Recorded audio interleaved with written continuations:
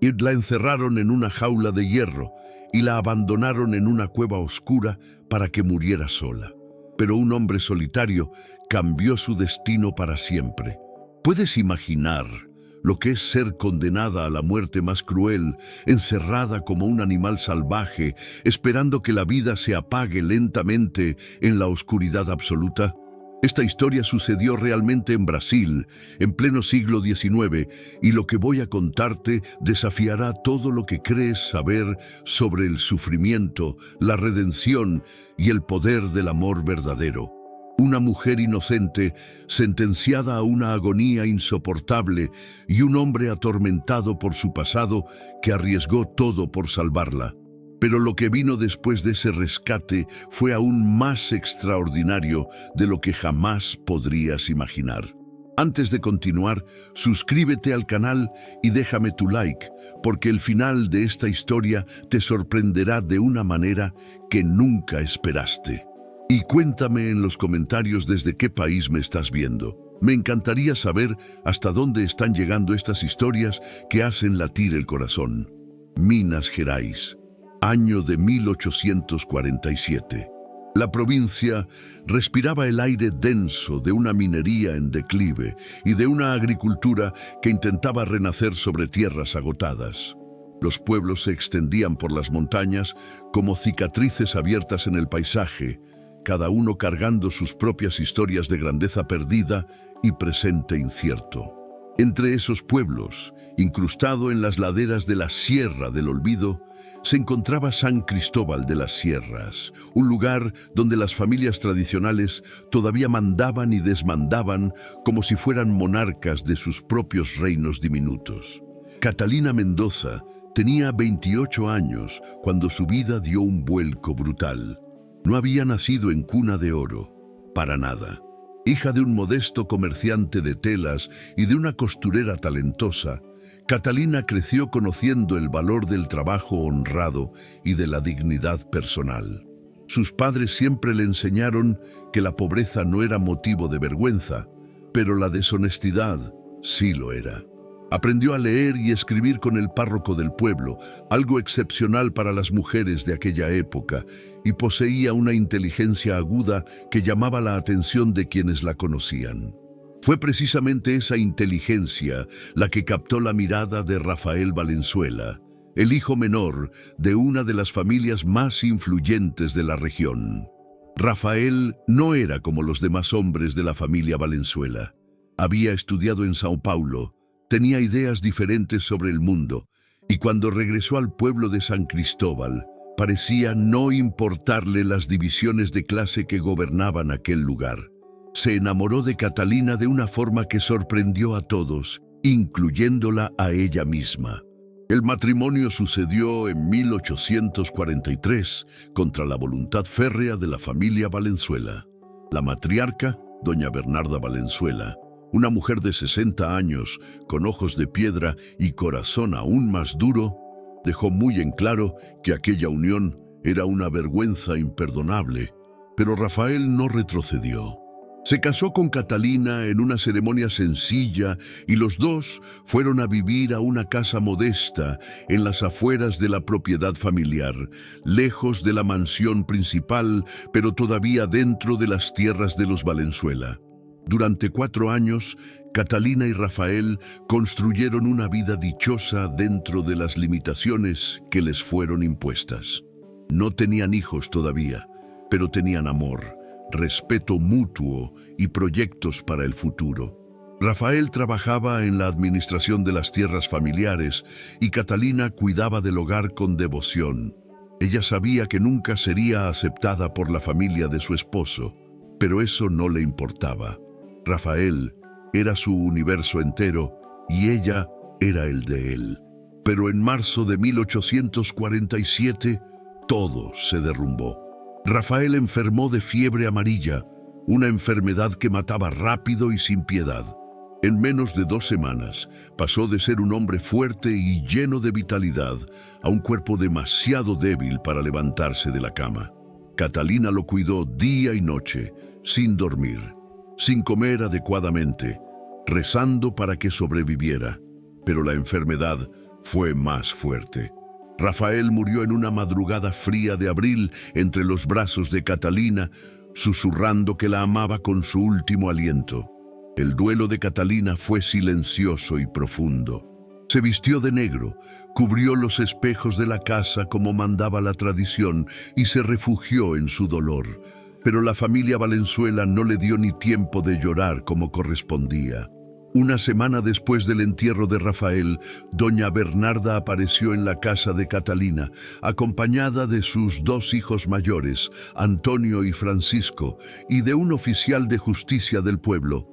«Catalina, necesitas abandonar esta casa inmediatamente», dijo doña Bernarda, con una voz que no admitía réplica. «Esta propiedad pertenece a la familia Valenzuela y tú ya no eres parte de ella». Catalina sintió que el suelo desaparecía bajo sus pies. «Pero, doña Bernarda, esta casa fue donde viví con Rafael. No tengo a dónde ir. Eso no es mi problema», respondió la matriarca con frialdad glacial. «Tuviste tu oportunidad de vivir por encima de tu condición. Ahora regresa a tu lugar». Catalina intentó argumentar, intentó apelar a algún vestigio de humanidad en aquella mujer, pero fue inútil. Fue expulsada de la casa ese mismo día con apenas una maleta de ropa y algunos objetos personales. Todo lo demás, según doña Bernarda, pertenecía a los Valenzuela. Catalina volvió a la casa de sus padres, humillada y destrozada, pero la crueldad de la familia Valenzuela apenas estaba comenzando. 3 semanas después de la expulsión, Catalina fue despertada de madrugada por golpes violentos en la puerta. Cuando su padre abrió, 2 soldados del destacamento local entraron sin ceremonia alguna. «Catalina Mendoza está arrestada por robo», dijo uno de ellos, sosteniendo un papel oficial. «¿Robo? ¿Qué robo?», preguntó Catalina, todavía aturdida por el sueño y la confusión. «Las joyas de la familia Valenzuela. Usted las robó antes de abandonar la casa». Catalina sintió como si le hubieran dado un puñetazo en el estómago. «Yo no robé nada. Jamás robaría nada». Pero sus palabras no importaban. Fue arrastrada de la casa de sus padres, todavía en camisón, arrojada a una carreta y llevada a la cárcel del pueblo. Allí permaneció encerrada en una celda fría y húmeda durante 2 semanas. Sin juicio, sin derecho a defensa, sin nadie que la escuchara. Sus padres intentaron visitarla, pero fueron impedidos. El párroco del pueblo intentó interceder, pero fue ignorado. La verdad era simple y cruel.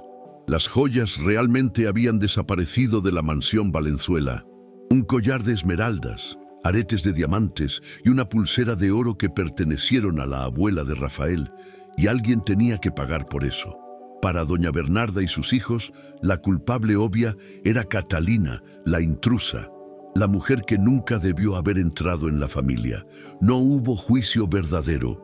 Hubo solamente una reunión privada entre los Valenzuela y el juez de la comarca, un hombre que debía favores a la familia. La sentencia fue decidida antes de que Catalina supiera siquiera que estaba siendo juzgada. ¿Y qué sentencia era aquella?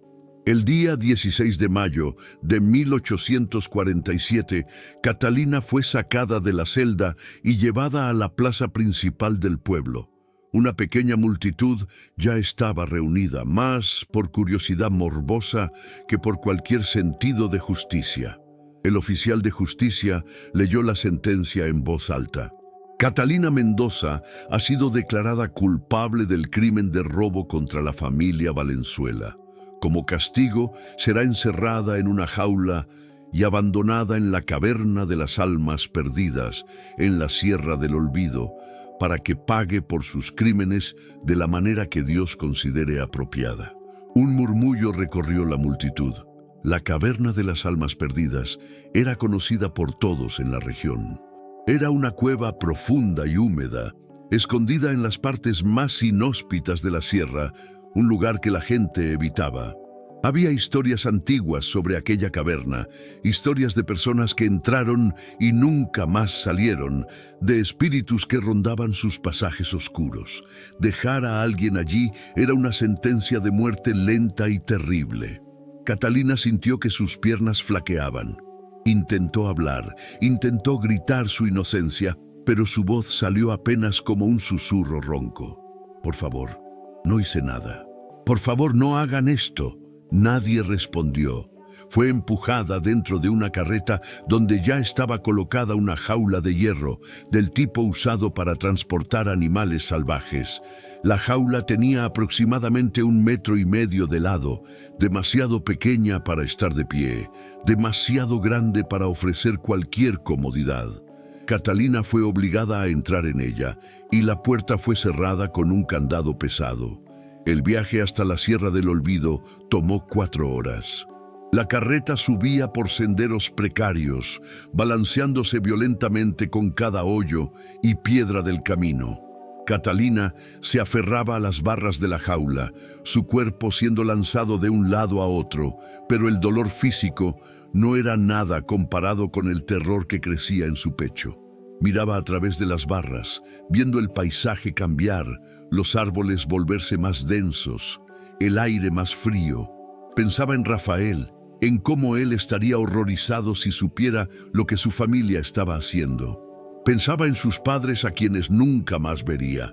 Pensaba en todo lo que no tendría oportunidad de vivir. Cuando la carreta finalmente se detuvo, ya estaba oscureciendo. Habían llegado a un área rocosa de la sierra, donde la vegetación era escasa y el viento soplaba con fuerza. Los soldados que acompañaban la carreta descendieron y comenzaron a descargar la jaula. Catalina fue arrastrada, jaula y todo, por un sendero estrecho entre rocas hasta llegar a la entrada de la caverna.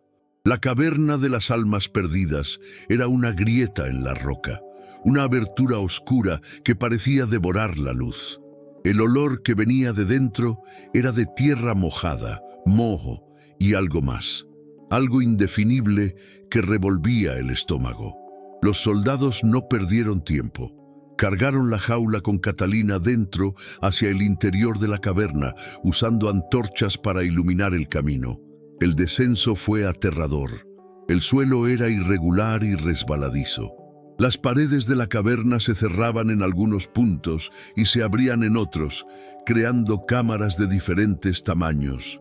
Descendieron durante tal vez 20 minutos, cada vez más profundo, cada vez más lejos de la luz del día, hasta llegar a una cámara amplia, donde el techo desaparecía en la oscuridad de arriba. Allí, en el suelo húmedo de aquella cámara, depositaron la jaula con Catalina. Uno de los soldados la miró por última vez. Había algo parecido a la compasión en sus ojos, pero no suficiente compasión como para hacer la diferencia. «Que Dios tenga misericordia de su alma», dijo. Y entonces se fueron, llevándose las antorchas con ellos, y la oscuridad descendió sobre Catalina como un manto pesado y asfixiante. Escuchó los pasos de ellos alejándose, escuchó el eco distante de sus voces y después nada más que silencio. Un silencio tan profundo que parecía tener peso físico, presionando sus oídos, llenando sus pulmones. Catalina se quedó allí arrodillada dentro de la jaula porque no había espacio para estar de pie, temblando de frío y terror. La oscuridad era absoluta. No podía ver su propia mano cuando la colocaba frente a su rostro. Era como estar ciega o muerta. Comenzó a llorar, sollozos que resonaban en las paredes de la caverna y volvían a ella distorsionados e irreconocibles. Las primeras horas fueron las peores. Catalina entró en pánico, gritó pidiendo ayuda hasta que su voz quedó ronca. Sacudió las barras de la jaula hasta que sus manos sangraron.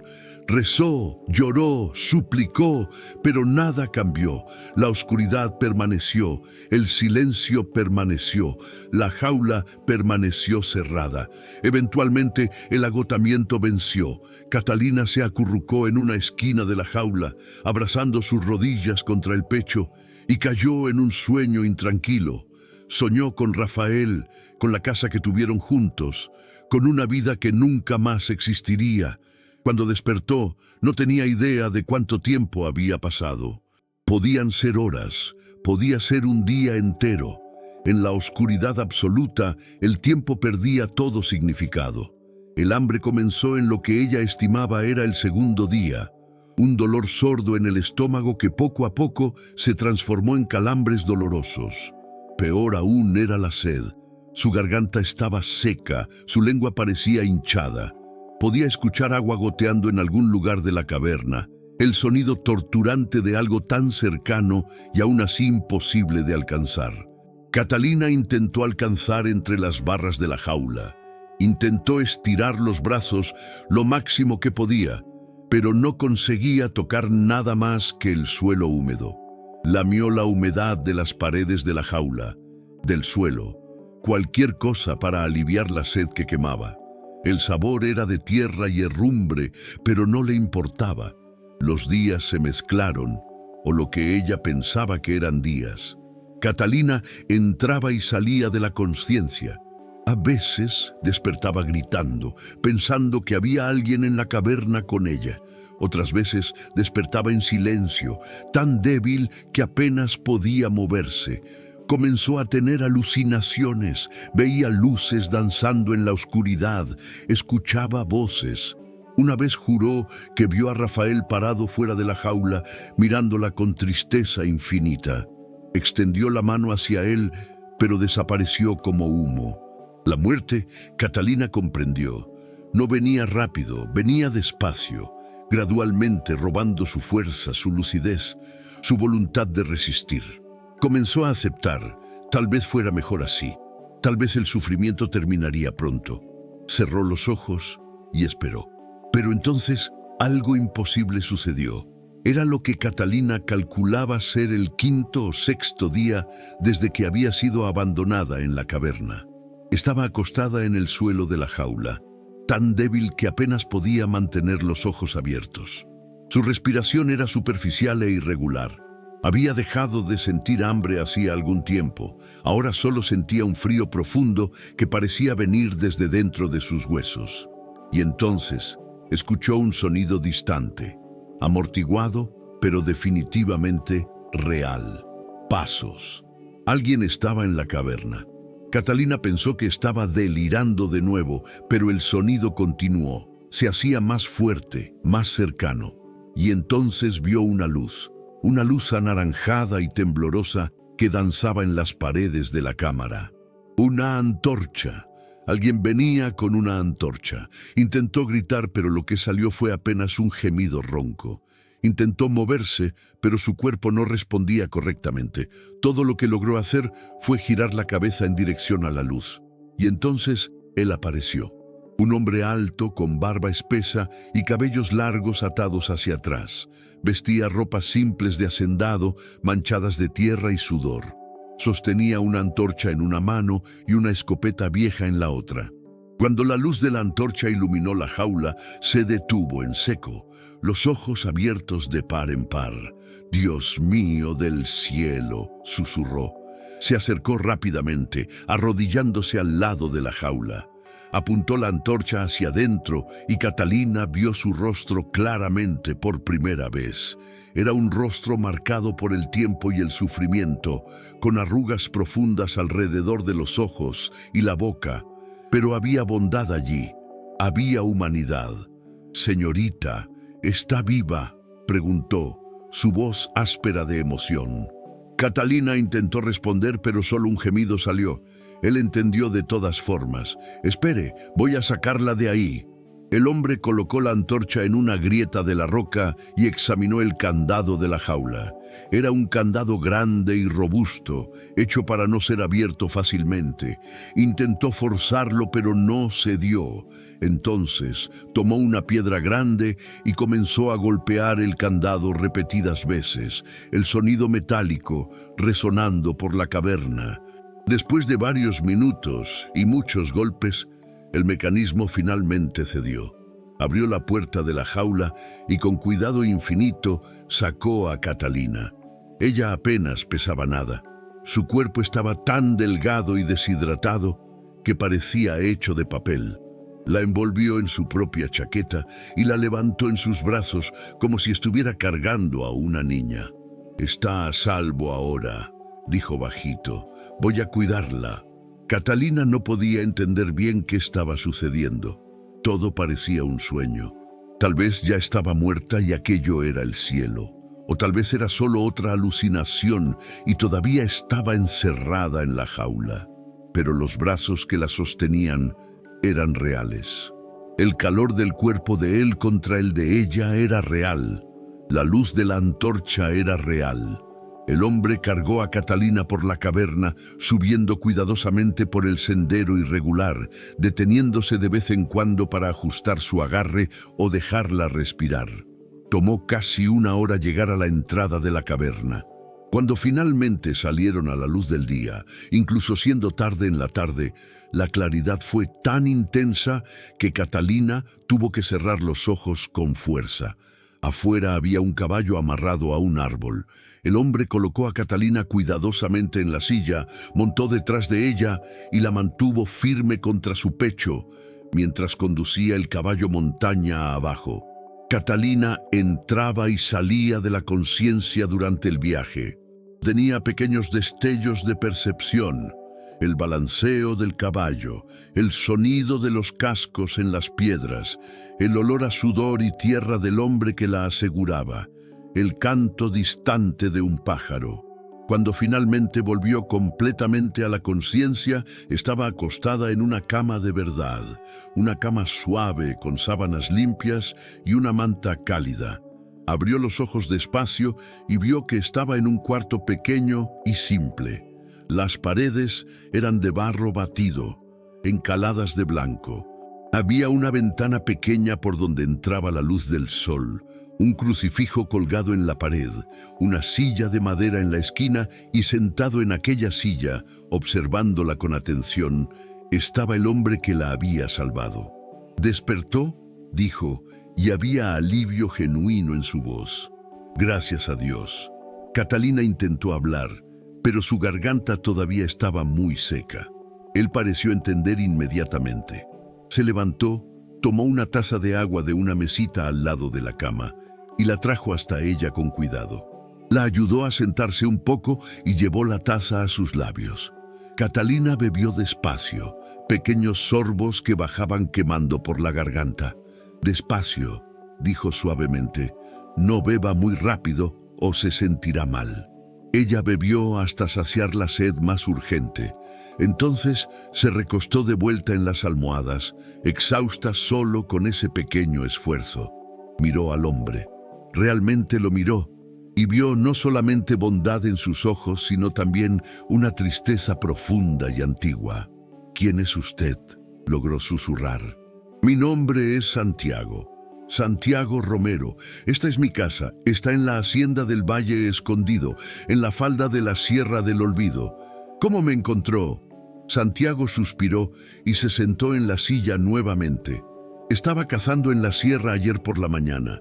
Seguía el rastro de un venado cuando escuché un sonido muy tenue, casi nada, pero era un gemido humano. Seguí el sonido hasta la entrada de aquella caverna».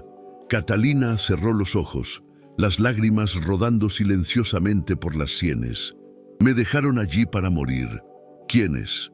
«La familia Valenzuela de San Cristóbal de las Sierras. Me acusaron de robar joyas que nunca vi y la sentencia fue encerrarme en una jaula y abandonarme en aquella caverna». Santiago apretó los labios en una línea fina. Sus ojos se oscurecieron con algo que parecía rabia, pero no dijo nada por un momento. Finalmente habló. Los Valenzuela, conozco a esa familia. La conozco demasiado bien. Los conoce. Conozco su crueldad. Conozco cómo tratan a las personas como si fueran menos que nada. Hizo una pausa. Usted no robó nada, ¿verdad? No, juro por todo lo sagrado que no robé. Nunca robaría nada de nadie. Santiago asintió como si ya supiera la respuesta. Le creo. He visto muchas injusticias en mi vida para no reconocer una más cuando la veo. Catalina sintió una ola de emoción tan fuerte que casi la sofocó. Era la primera vez desde que Rafael había muerto que alguien creía en ella, que alguien la veía como ser humano y no como criminal. Las lágrimas vinieron más fuertes ahora, sollozos que sacudían su cuerpo débil. Santiago no intentó hacerla parar de llorar, solo esperó, respetuoso, hasta que se calmara. Cuando finalmente paró, dijo: necesita descansar, necesita recuperar sus fuerzas. Hay agua en esa taza y voy a traer un caldo ligero dentro de poco. No voy a dejarla comer mucho todavía, su cuerpo no lo soporta, pero poco a poco va a mejorar. ¿Y después?, preguntó Catalina, su voz pequeña. ¿Qué va a pasar después? Santiago la miró por un largo momento. Después se queda aquí el tiempo que necesite, hasta estar fuerte de nuevo, hasta decidir qué quiere hacer. Pero no tengo cómo pagar, no tengo nada, me quitaron todo, no estoy pidiendo pago, estoy ofreciendo refugio a alguien que lo necesita. Es todo. ¿Pero por qué? Ni siquiera me conoce. Santiago se levantó y caminó hasta la ventana. Se quedó allí parado mirando hacia afuera, hacia los campos de su hacienda. Cuando finalmente habló, su voz era baja y cargada de dolor. Porque hace 10 años perdí a mi esposa y a mi hija pequeña. Regresaban de visitar a la familia de mi esposa cuando la carreta volcó en un sendero. Mi esposa murió en el acto. Mi hija vivió 2 días antes de dejarme también. Hizo una pausa. En esos 2 días recé, le rogué a Dios por un milagro. Prometí que si salvaba a mi hija, dedicaría mi vida a ayudar a quien lo necesitara. Pero ella murió y durante mucho tiempo culpé a Dios por eso. Me alejé de todo y de todos. Viví aquí solo, amargado, esperando morir también. Se volvió para mirar a Catalina. Pero cuando escuché sus gemidos en aquella caverna, cuando la vi en aquella jaula, entendí algo. Entendí que tal vez mi promesa todavía vale, que tal vez para eso sigo vivo, para hacer la diferencia cuando puedo, para no dejar que otra persona muera cuando puedo ayudar. Catalina no sabía qué decir. El dolor en las palabras de aquel hombre era tan profundo como el suyo propio. Eran 2 sobrevivientes, cada uno cargando su propio peso de sufrimiento. Lamento su pérdida, finalmente dijo. Y yo la suya, respondió Santiago. Ahora descanse, tendremos tiempo para conversar después. Y así comenzó la recuperación de Catalina. Los primeros días fueron difíciles. Su cuerpo había pasado por tanto que cada movimiento era una lucha. Santiago la cuidó con la paciencia de un enfermero experimentado. Le daba caldos ligeros, té de hierbas, pequeños pedazos de pan ablandado en leche, cambiaba la ropa de cama cuando era necesario, siempre respetuoso, siempre manteniendo su dignidad intacta. No hacía preguntas sobre su pasado, no presionaba por detalles, solo cuidaba. Después de una semana, Catalina logró sentarse en la cama por periodos más largos. Después de 2 semanas, logró ponerse de pie y dar algunos pasos tambaleantes hasta la ventana. Por primera vez desde la caverna, vio el mundo exterior. La hacienda del Valle Escondido no era grande, pero era hermosa a su manera rústica. Había una casa principal simple de adobe. Algunas construcciones menores que parecían ser depósitos y establos, una huerta bien cuidada y alrededor campos que se extendían hasta encontrar el bosque y las montañas a lo lejos. Santiago trabajaba desde el amanecer hasta el anochecer. Ella lo veía desde la ventana cuidando los animales, trabajando en el campo, arreglando cercas. Era un hombre solitario. Eso quedaba claro. No había otros trabajadores en la hacienda, ningún vecino cercano que apareciera. Era solo él luchando para mantener aquellas tierras productivas con sus propias manos. Cuando Catalina finalmente logró salir del cuarto y sentarse en la cocina, Santiago preparó una comida simple pero deliciosa: arroz, frijoles, col salteada y un pedazo de carne de cerdo. «Necesita ganar peso», dijo mientras servía su plato. «Todavía está solo huesos y piel». Comieron en silencio confortable. Catalina notó que Santiago no era muy de conversación, pero eso no le molestaba. Ella misma no estaba lista para hablar mucho. Había algo reconfortante en aquel silencio compartido. Pero eventualmente las historias comenzaron a salir. Una noche después de la cena, mientras tomaban un té cerca del fogón de leña, Catalina lo contó todo. Contó sobre su familia humilde pero feliz, sobre cómo conoció a Rafael, sobre el amor de ellos que desafió las convenciones sociales, sobre los 4 años de matrimonio que fueron los mejores de su vida. Contó sobre la muerte súbita de él, sobre cómo la familia Valenzuela la expulsó, sobre la acusación falsa, sobre la caverna. Lloró al contar, y Santiago escuchó todo sin interrumpir, solo asintiendo de vez en cuando para mostrar que estaba prestando atención. Cuando ella terminó, se quedó en silencio por largo tiempo. Entonces dijo: «Usted es una mujer fuerte, más fuerte de lo que imagina. Sobrevivir a aquello no es algo que cualquiera logre. No me siento fuerte, me siento destruida. Estar destruida y estar muerta son cosas diferentes. Usted todavía está aquí, todavía está respirando, todavía puede reconstruir». «¿Reconstruir qué? No tengo nada, a nadie, ni siquiera sé a dónde ir». Santiago la miró con seriedad. «Ya le dije, puede quedarse aquí el tiempo que necesite. No estoy pidiendo nada a cambio. Pero si quiere ayudar con las tareas de la casa, con la huerta, se lo agradezco. No por obligación, solo si quiere». Catalina pensó sobre eso. La idea de tener un propósito de nuevo, aunque fuera pequeño, era atractiva. «Quiero ayudar, sí. No puedo quedarme sin hacer nada, no es mi naturaleza». Y así un arreglo silencioso fue establecido. Catalina comenzó a asumir las tareas domésticas. Cocinaba, limpiaba, cuidaba la huerta, alimentaba las gallinas. Santiago continuó con el trabajo pesado de la hacienda. Desarrollaron una rutina que funcionaba, una danza silenciosa de 2 personas que respetaban los espacios del otro. Los meses pasaron, el invierno llegó, frío y seco, y después se fue. La primavera trajo flores a la huerta y esperanza nueva. Catalina ganó peso, su piel recuperó el color saludable, su cabello volvió a brillar. Ya no era la mujer casi muerta que Santiago había sacado de aquella jaula.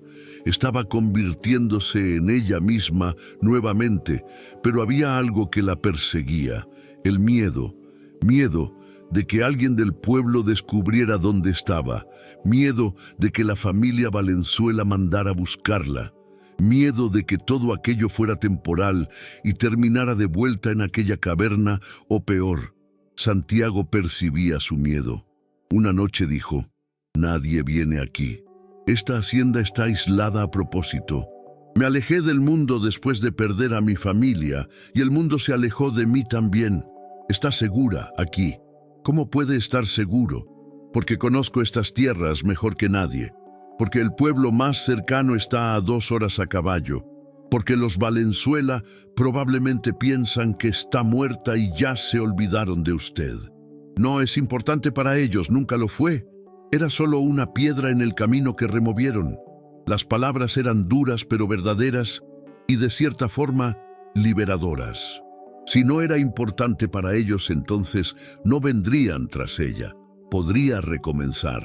«Santiago, ¿puedo hacerte una pregunta?», dijo una noche. «Puedes. ¿Por qué nunca te casaste de nuevo? Quiero decir, después de tu esposa, ya pasaron 10 años». Él se quedó en silencio tanto tiempo que Catalina pensó que no iba a responder. Finalmente dijo: Al principio porque estaba tan consumido por el dolor que la idea de estar con otra persona parecía una traición. Después porque me acostumbré a la soledad y eventualmente porque pensé que no merecía ser feliz de nuevo, como si la felicidad fuera una cuota limitada y yo ya hubiera usado la mía. Pero eso no es verdad. Todo el mundo merece una segunda oportunidad. Tal vez la miró. ¿Y tú ya pensaste en encontrar a alguien nuevo? Catalina negó con la cabeza. No puedo imaginarlo. Rafael fue todo para mí. La idea de amar a otra persona parece imposible, como si mi corazón se hubiera cerrado cuando él murió. Entiendo perfectamente, dijo Santiago suavemente, y así el tiempo continuó pasando. Un año completo transcurrió desde el rescate.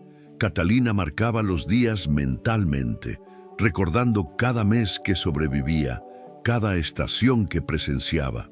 Ella y Santiago desarrollaron no solo una rutina, sino una amistad profunda. Conversaban más ahora, sobre todo y nada, sobre las plantaciones y el clima, sobre recuerdos de la infancia, sobre filosofía y religión, sobre los pequeños placeres de la vida, un atardecer hermoso, un plato bien hecho, el canto de los pájaros al amanecer. Catalina comenzó a enseñar a Santiago a leer mejor. Sabía lo básico, pero nunca había tenido educación formal. Encontró algunos libros viejos en un estante polvoriento de la casa y comenzaron a leer juntos por las noches a la luz de velas. Primero historias simples, después cosas más complejas. Santiago era un alumno aplicado y se emocionaba genuinamente cuando lograba leer una página entera sin ayuda.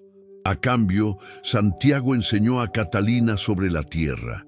Le mostró cómo identificar cuando una planta necesitaba agua, cómo reconocer los signos de plagas, cómo predecir el tiempo observando el cielo y el comportamiento de los animales. Descubrió que tenía habilidad para eso, que había algo profundamente satisfactorio en trabajar con la tierra, en ver cosas crecer bajo sus cuidados. Fue en el segundo año que algo cambió, sutil al principio, una mirada que duraba un segundo más, una mano que rozaba accidentalmente y hacía el corazón acelerar, una sonrisa que iluminaba el día entero. Catalina intentó ignorar esas señales. Es solo gratitud, se decía a sí misma. Él salvó mi vida, es natural que me sienta conectada a él. No es amor, no puede ser amor. Pero lenta e inevitablemente se estaba enamorando de Santiago Romero, del hombre gentil que la salvó, del hombre fuerte que trabajaba hasta la extenuación cada día, del hombre inteligente que absorbía conocimiento como una esponja, del hombre triste que todavía cargaba sus heridas, pero encontraba maneras de sonreír de todas formas.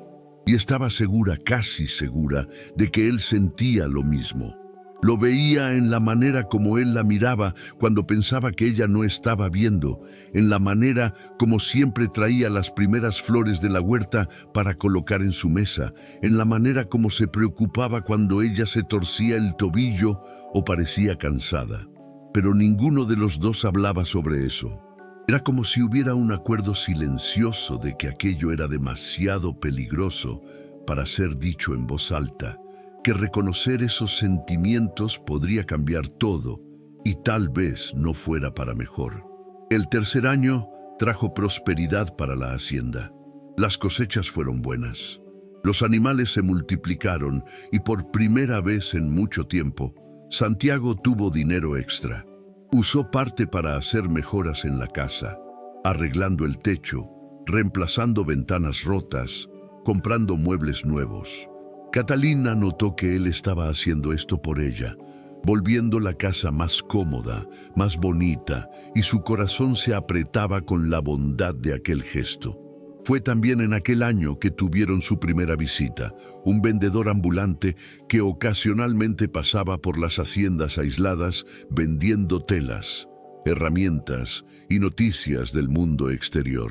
Cuando llegó a la hacienda del Valle Escondido y vio a Catalina, su sorpresa fue evidente. Santiago la presentó simplemente como su ama de llaves y Catalina notó la punzada de decepción que sintió con aquella descripción. Ella no era solo un ama de llaves, era más que eso, pero ¿qué exactamente? El vendedor trajo noticias de San Cristóbal.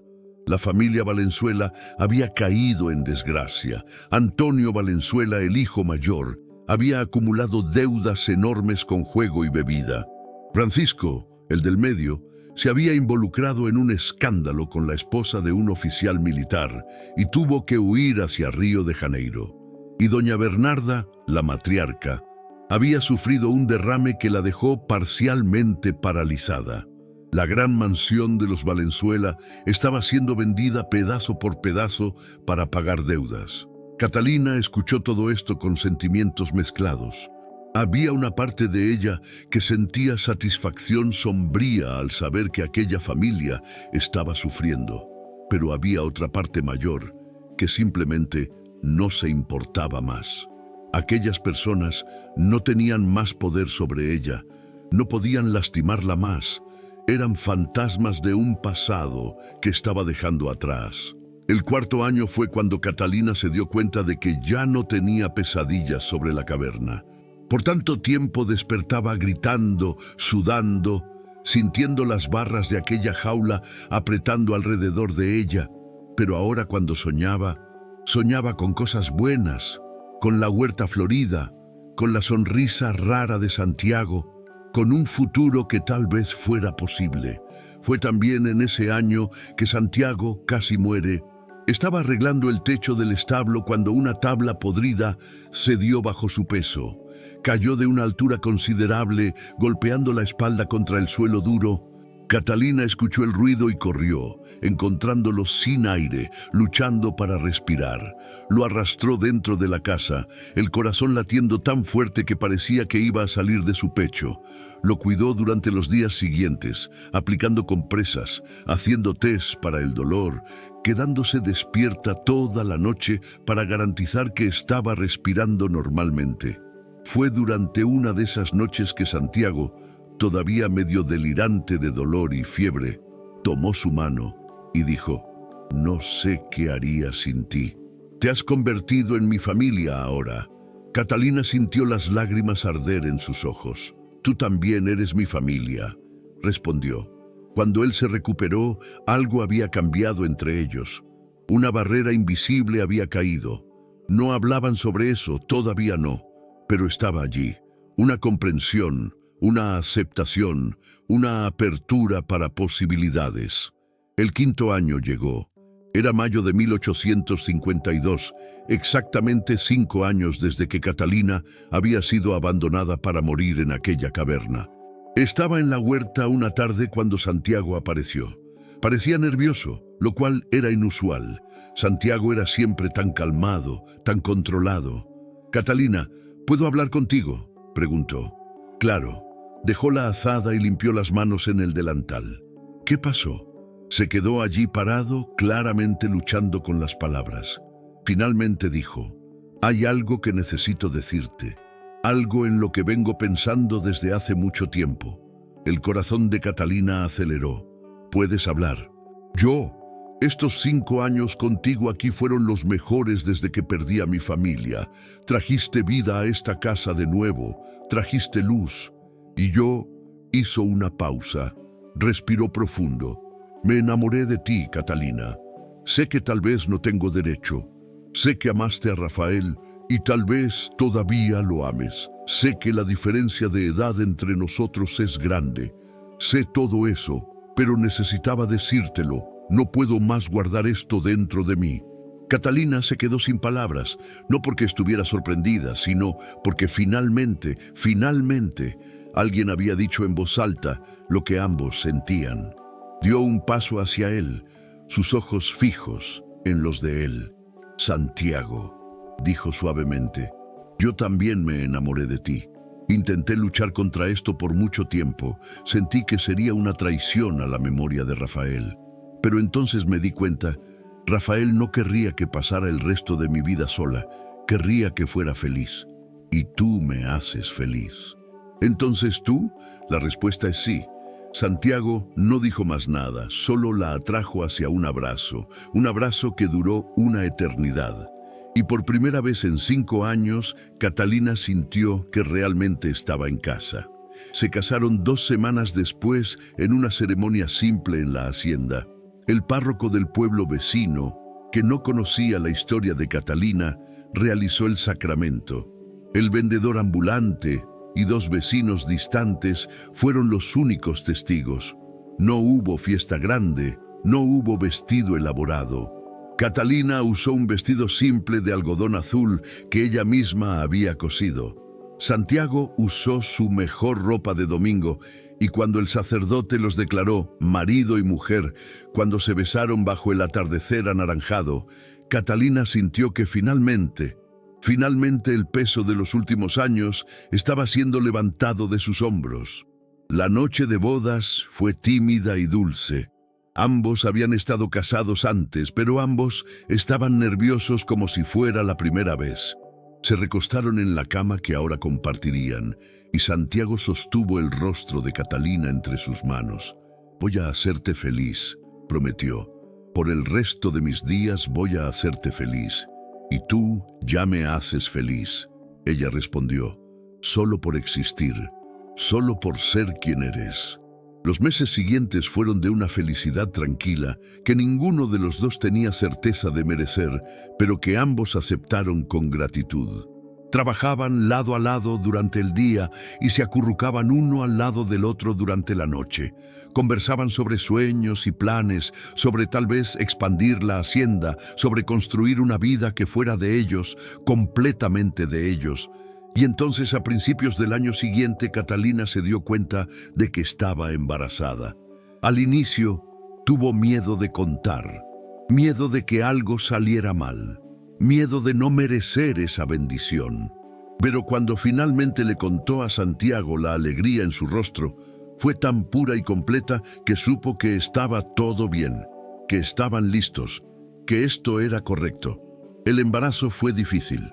Catalina tenía náuseas constantes, su cuerpo pequeño luchaba con el peso extra, pero Santiago estaba siempre allí, haciendo té de jengibre para las náuseas, masajeando su espalda dolorida, leyéndole cuando estaba demasiado cansada para hacer cualquier cosa.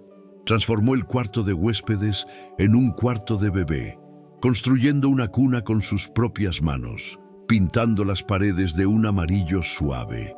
El parto sucedió en una noche de octubre de 1853.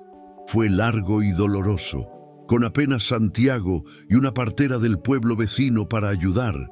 Pero cuando Catalina finalmente escuchó el llanto de su hijo, cuando el bebé fue colocado en sus brazos, todo valió la pena.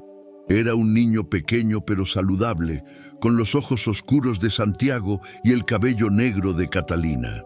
Lo llamaron Rafael en memoria del primer amor de Catalina, porque Santiago entendió que aquel amor formaba parte de quien ella era y no amenazaba el amor que compartían ahora. Era un nombre que cargaba memoria y esperanza al mismo tiempo. 2 años después vino Lucía, una niña con ojos curiosos y sonrisa pronta. Y 3 años después de Lucía llegó Tomás, completando la familia. La hacienda del Valle Escondido, que por tanto tiempo había sido un lugar de soledad y silencio, ahora resonaba con risas de niños, con conversaciones animadas alrededor de la mesa del comedor, con el desorden alegre de una familia verdadera. Catalina a veces paraba en medio del día, miraba a sus hijos jugando en el patio, a Santiago enseñando a Rafael a plantar maíz, a Lucía persiguiendo gallinas, a Tomás dando sus primeros pasos tambaleantes, y no podía creer que aquella era su vida ahora, que había sobrevivido a aquella pesadilla y llegado hasta allí. Pero el pasado, como siempre sucede, no desaparece completamente. En 1860, 13 años después del rescate, Catalina tuvo una visitante inesperada.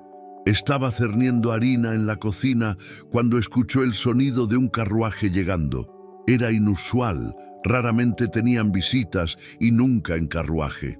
Santiago fue hasta la puerta y Catalina lo siguió, secando las manos en el delantal.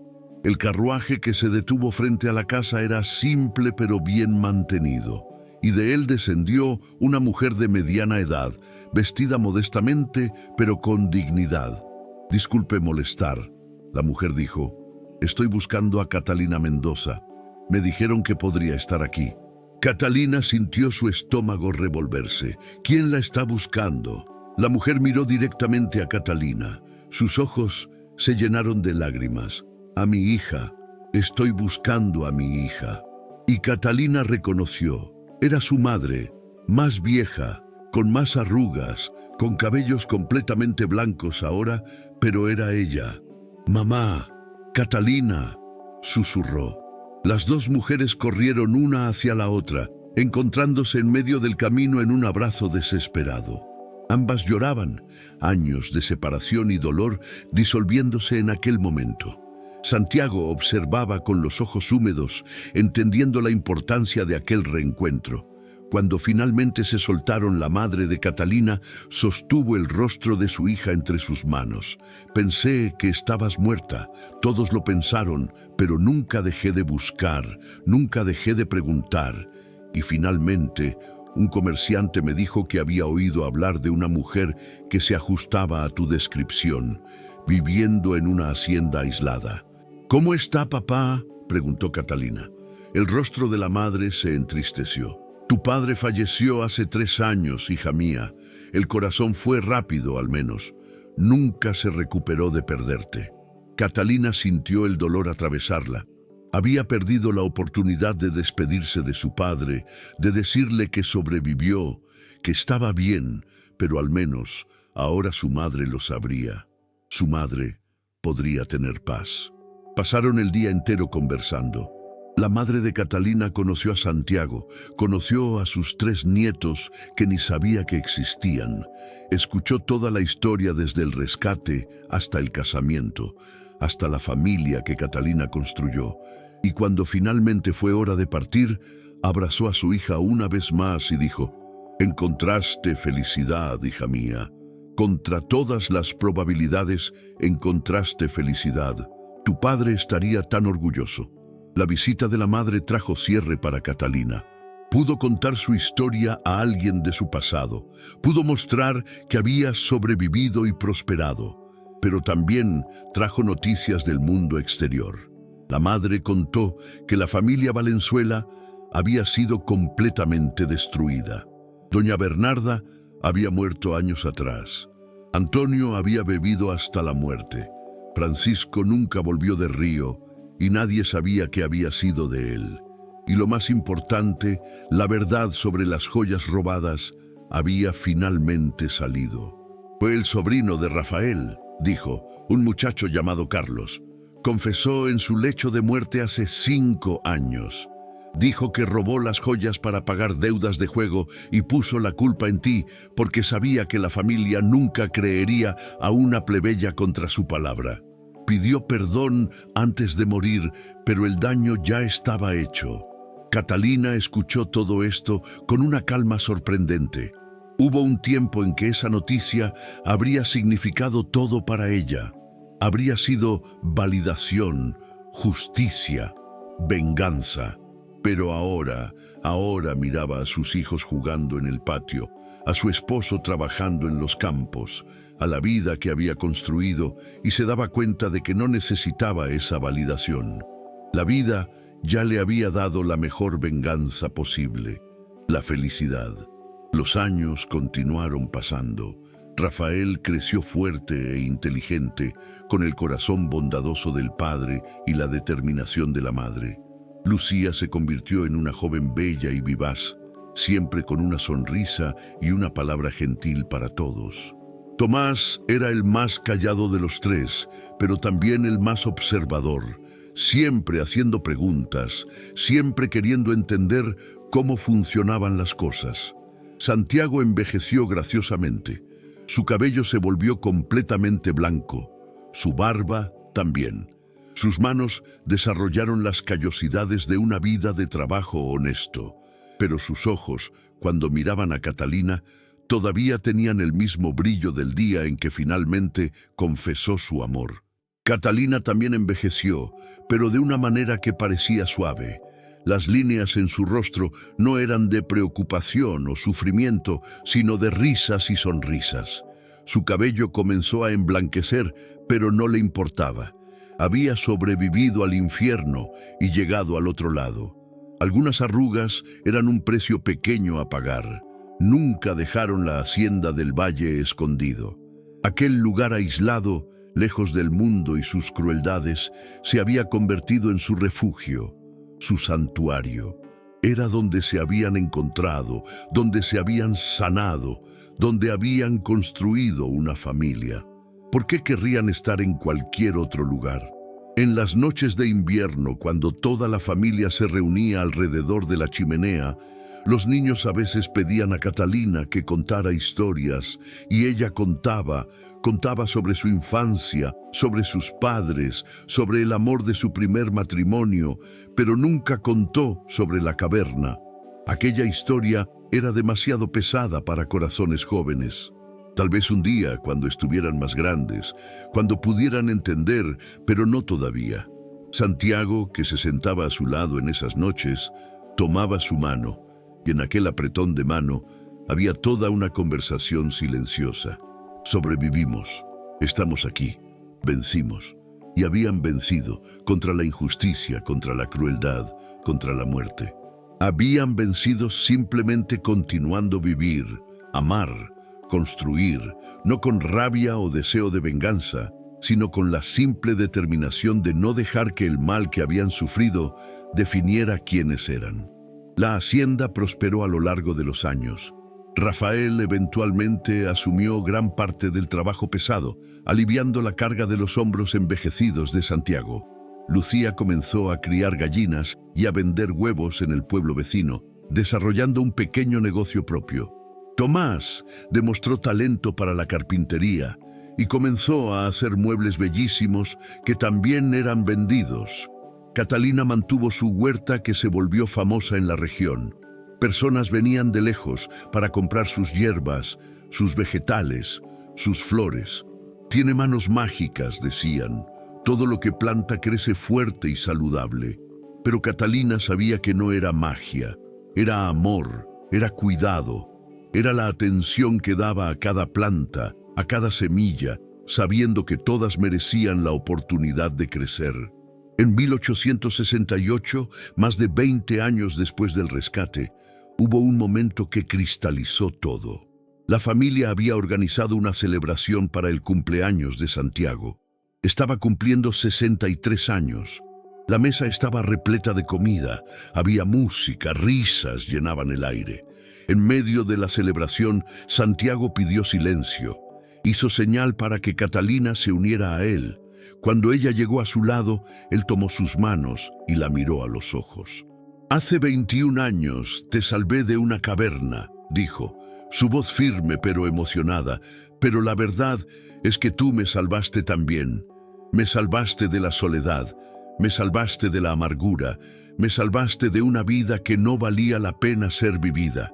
Me diste una familia de nuevo, me diste propósito de nuevo, me diste amor de nuevo. Y no hay un solo día en que no agradezca por haber seguido aquel sonido aquella mañana, por haberte encontrado, por haberte traído a casa». Catalina estaba llorando ahora, los niños también, hasta el fuerte Rafael limpiaba los ojos discretamente. Y yo, Catalina dijo cuando logró hablar, «Agradezco todos los días que no desististe de buscar cuando escuchaste aquel sonido, que removiste aquellas piedras, que rompiste aquel candado, que me diste no solo vida, sino una vida que vale la pena vivir». Se abrazaron mientras la familia aplaudía. Y en aquel momento, mirando alrededor a todo lo que habían construido, Catalina supo con absoluta certeza que había valido la pena. Todo el sufrimiento, todo el dolor, toda la injusticia había valido la pena porque la había traído hasta allí, hasta aquel momento, hasta aquella familia, hasta aquel amor. La venganza que podría haber buscado no sería nada comparada con aquello. La familia Valenzuela se había destruido sola, probando que el mal eventualmente se consume a sí mismo. Pero Catalina y Santiago habían construido algo que duraría generaciones. Habían construido sobre una fundación de bondad, compasión y amor verdadero. Los años finales de Catalina y Santiago fueron pacíficos. Envejecieron juntos, lado a lado, viendo a sus hijos crecer y eventualmente comenzar sus propias familias, viendo nietos nacer, viendo la hacienda del Valle Escondido transformarse de un lugar de soledad en un lugar de vida abundante. Santiago murió primero en 1874, a los 69 años. Fue tranquilo en casa, rodeado por su familia. Simplemente durmió una noche y no despertó. Catalina se quedó al lado de su cama por horas después, sosteniendo su mano fría, susurrando agradecimientos por todos los años que tuvieron juntos. Catalina vivió 6 años más sin él. Fueron años más silenciosos, más reflexivos. Pasaba mucho tiempo en la huerta conversando con Santiago como si todavía estuviera allí. Y de cierta forma, estaba. Lo sentía en cada rincón de la hacienda, en cada árbol que plantaron juntos, en cada pared que él construyó con sus propias manos. Cuando Catalina finalmente murió en 1880, a los 61 años, fue también en paz. Sus hijos estaban todos allí. Sus nietos estaban todos allí. Estaba en casa, en la cama que había compartido con Santiago por tantos años. Sus últimas palabras fueron para Rafael, su hijo mayor. «Cuida esta tierra», dijo, su voz débil pero clara. «Cuida esta familia y nunca olvides que incluso en las peores oscuridades siempre hay luz si tienes el coraje de buscarla». La enterraron al lado de Santiago, bajo un gran árbol de ceiba que habían plantado juntos décadas atrás. El árbol había crecido fuerte y majestuoso, sus raíces profundamente hundidas en la tierra, sus ramas alcanzando el cielo. Era un símbolo perfecto de su vida, de su amor, de su legado. Y ahora dime, ¿qué te pareció esta historia? ¿Crees que el amor puede nacer de las peores tragedias?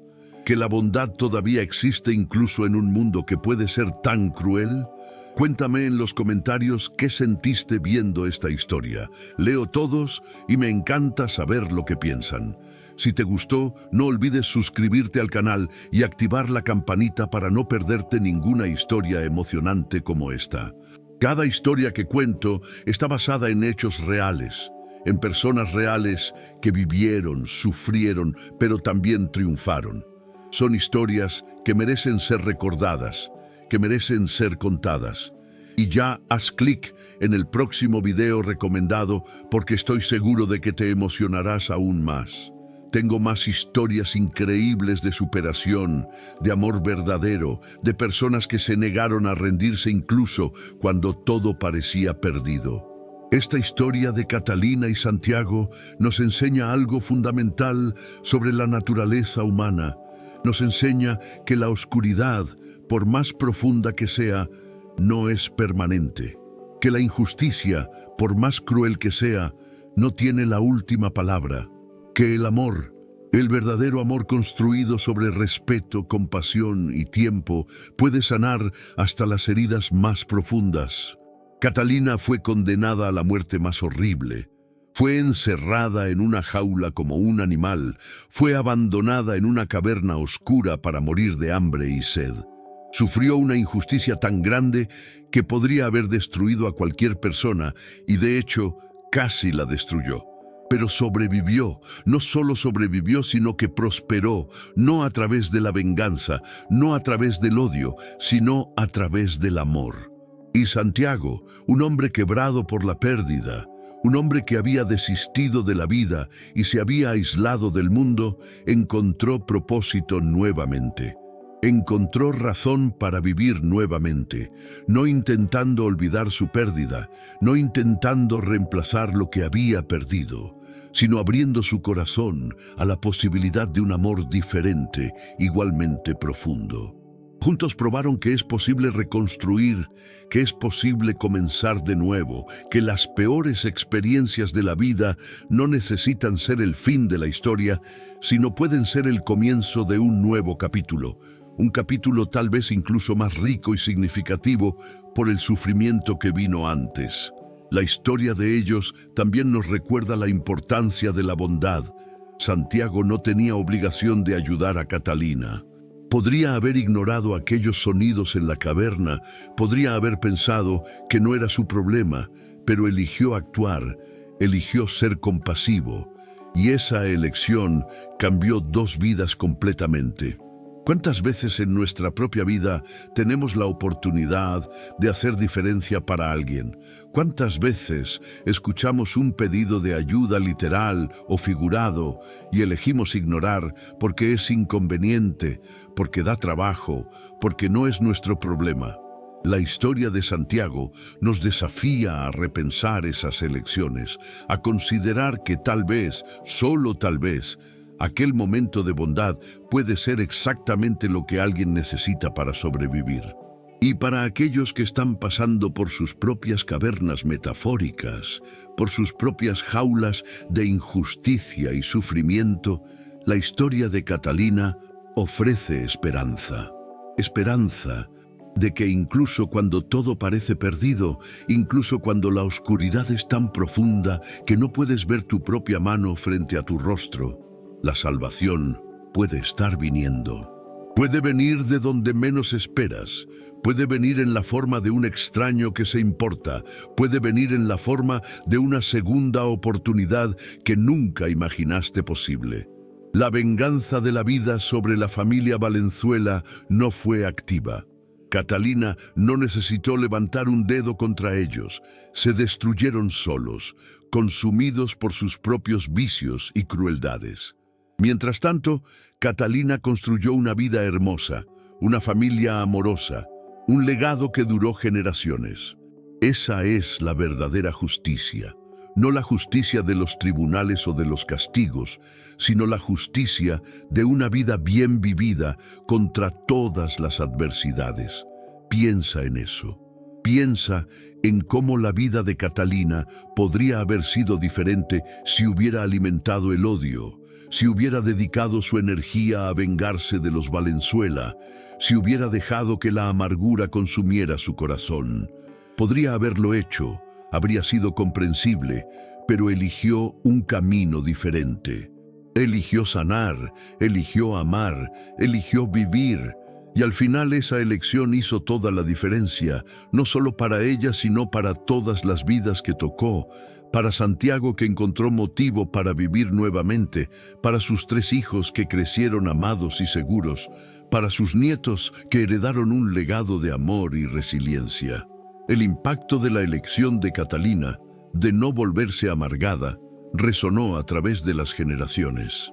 Esta es la lección más profunda de esta historia, que nuestras elecciones importan, que incluso en las peores circunstancias todavía tenemos la elección de cómo responder. No podemos controlar lo que nos sucede, pero podemos controlar qué hacemos con eso. Catalina no eligió ser acusada injustamente, no eligió ser encerrada en una jaula, no eligió casi morir en una caverna oscura, pero eligió qué hacer después de ser salvada, eligió perdonar, eligió vivir plenamente, eligió amar de nuevo. Y Santiago también hizo elecciones, eligió no ignorar aquellos sonidos débiles, eligió arriesgarse a remover aquellas piedras, eligió llevar a una extraña a su casa y cuidarla, eligió abrir su corazón de nuevo después de años protegiéndose del dolor. Sus elecciones fueron tan importantes como las de ella.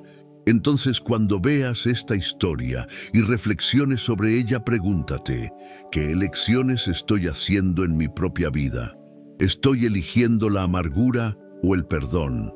¿Estoy eligiendo el aislamiento o la conexión? ¿Estoy eligiendo ignorar los pedidos de ayuda a mi alrededor? ¿O estoy eligiendo ser como Santiago, alguien que actúa incluso cuando es difícil? Estas son las preguntas que historias como esta nos provocan hacer. Y son preguntas importantes, porque las respuestas que damos definen no solo nuestras propias vidas, sino las vidas de todos a nuestro alrededor. La hacienda del Valle Escondido todavía existe, ¿sabías? Pasó por varias generaciones de la familia, pero la tierra todavía está allí. El árbol de ceiba bajo el cual Catalina y Santiago fueron enterrados todavía crece, más grande y majestuoso cada año. Y los descendientes de ellos todavía cuentan la historia, todavía recuerdan el amor que comenzó en una caverna oscura y floreció bajo el sol de Minas Gerais.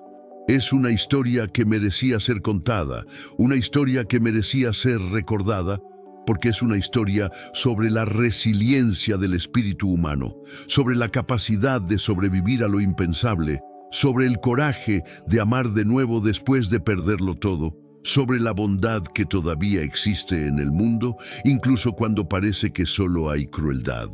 Un gran abrazo y hasta la próxima historia. Continúa creyendo en el poder del amor, de la bondad y de las segundas oportunidades.